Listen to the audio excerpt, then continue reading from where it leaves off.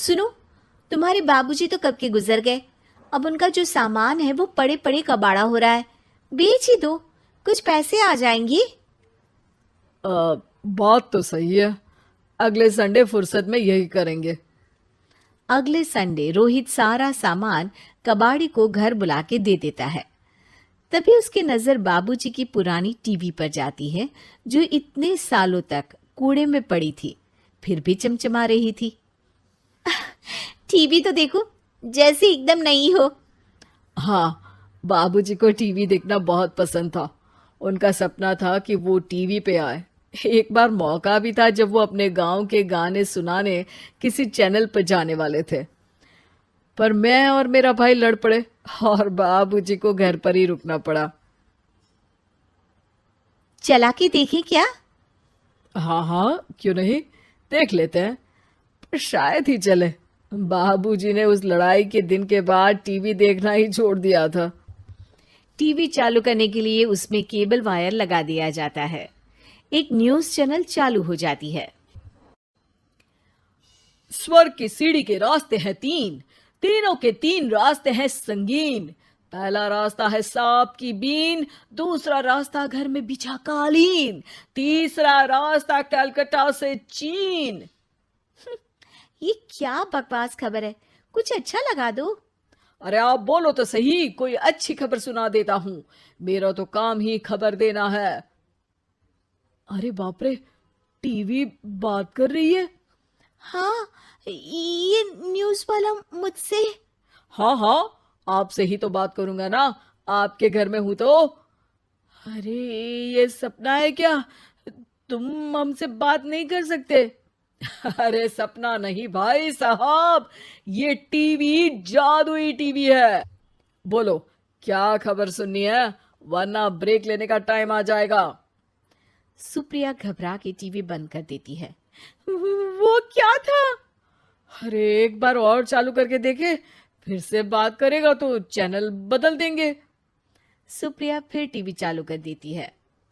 अरे ऐसा कोई मुंह पे टीवी बंद करके जाता है क्या? मुझे बुरा लगा आपका नेचर।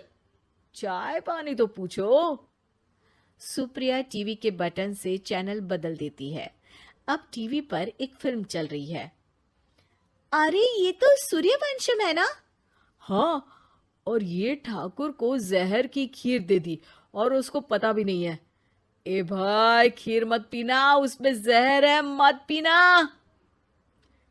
ठीक है महाशय, जैसा आप कहें। हाँ। अरे, आपकी बात मान ली, पूरी पिक्चर ही अब तो बदल जाएगी। मतलब ये सच में जादुई टीवी है? तभी वहां कबाड़ी आ जाता है। भैया, टीवी के 150 रुपए दूंगा, चलेगा? अरे 1.5 करोड़ में भी ना दे तुमको ये टीवी हम। अरे 1.5 करोड़ खरीदने को होते तो तुम्हारे घर में ये पानी चाय नहीं पीता, अंबानी या टाटा के घर बैठा कोल्ड कॉफी पीता। रोहित कबाड़ी का हिसाब करके उसे वहां से चलता करता है और अपने भाई शशिकांत को फोन लगा के बुलाता है। शशि थोड़ी ही देर में वहां पहुंच जाता है। क्या हो गया भैया? अरे बाबूजी का टीवी याद है? हाँ हाँ, जिसमें घुसे रहते थे हमेशा वो, और अपने को कुछ नहीं देखने देते थे। अरे वो अब जादुई टीवी बन गया है। भैया, आपकी बकवास करने की आदत अब तक नहीं गई। अरे आपके घर में बच्चे हैं, अब तो बड़ों जैसी बात करो। रोहित जाके टीवी चालू कर देता है। टीवी पर एक जादू का शो हो रहा है जिसमें एक जादूगर है। अब मैं अपनी टोपी में से कबूतर निकालूंगा। श्रिंग ब्रिंग शरिंग बम फोपा फुफी फुफा पाउ। टीवी से कबूतर निकलता है और शशिकांत के सर पर आकर बैठ जाता है। भैया, ये क्या हो रहा है? भैया इसे उड़ाओ। ए कबूतर, जा जा, कबूतर चल निकल। अब मैं टोपी में से सांप सुनते ही शशिकांत कांप जाता है और भाग के टीवी बंद कर देता है। भैया, सॉरी भैया, मैं समझ गया ये सच में जादुई टीवी है, पर एक बार और ट्राई करते हैं। पर भाभी, कोई दूसरा चैनल लगाओ हाँ, जिसमें डर ना लगे। सुप्रिया टीवी चला देती है और न्यूज लगा देती है। अरे कितने दिनों बाद मुझे याद आया, बताइए क्या खबर सुनाओ। और ये नया आदमी कौन है? ये मेरा भाई है शशिकांत। ओह यस, वही है ना जिससे तुम लड़ लिए थे किसी बात पे, और तुम्हारे बुढ़ाओ पिताजी गुस्सा हो गए थे और टीवी को संन्यास दे दिया था। हैं? तुमको कैसे पता ये सब? इस टीवी में रहने वाले आदमी से लेकर कबूतर तक को तुम्हारे बाबूजी और तुम्हारी बातें पता है, इसलिए तो ये जादुई टीवी है। ये टीवी क्या कर सकती है वैसे? तुम जो मांगो दे सकती है, कहानी बदल सकते हो, खबर बदल सकते हो, कोई चीज मांग सकते हो। अरे भैया, ये टीवी मैं लेके जा रहा हूँ। बाबूजी का लाडला तो मैं ही था ना। अरे ऐसे कैसे? मैं बड़ा बेटा था, अब तक मेरे घर में टीवी थी ना। अब तक कहाँ गए थे पिताजी के लाडले? तुम्हारी गलती का एहसास भी है। अरे भैया, ज्यादा ना बोलो वरना भूल गए आपके दांत तोड़ दिए थे मैंने उस लड़ाई में। मेरी बीवी के सामने मेरी बेइज्जती करता है। रुक।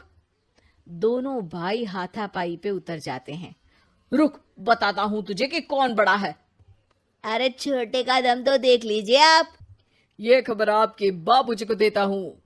तभी टीवी अचानक बंद हो जाता है। अरे शायद टीवी नाराज हो गया। और लड़ लो, आए बड़े खली बनने। टीवी से एक तेज रोशनी निकलती है और टीवी में बाबूजी दिखाई देते हैं। बाबूजी आप? इतना चकरा क्यों रहा है? अपने बाप को नहीं पहचानता क्या? ये तो ऐसा ही है बाबूजी। प्रणाम बाबूजी। अरे चुप कर, तुम दोनों ही उल्टे हो। तुम्हारी वजह से मैंने टीवी में आने के सपने को छोड़ दिया, तुम्हारी लड़ाई की वजह से। और तो और, जितना मैं अपनी बीवी को नहीं देखता था उतना टीवी को देखता था, वो भी छोड़ दिया तुम दोनों की लड़ाई की वजह से। और अब मरने के बाद जब मैंने टीवी को जादुई टीवी बना दिया तो भी तुम इसका फल लेने की जगह लड़ रहे हो। अरे तुम तो लायक ही नहीं हो। अब तुमको बाबा जी का ठुल्लू भी नहीं मिलेगा। बाबूजी चले जाते हैं। टीवी बंद हो जाता है। रोहित और शशिकांत गिड़गिड़ा के टीवी के सामने हाथ जोड़ के बाबूजी को बुलाते हैं, पर टीवी सिर्फ धुआं निकालता रहता है।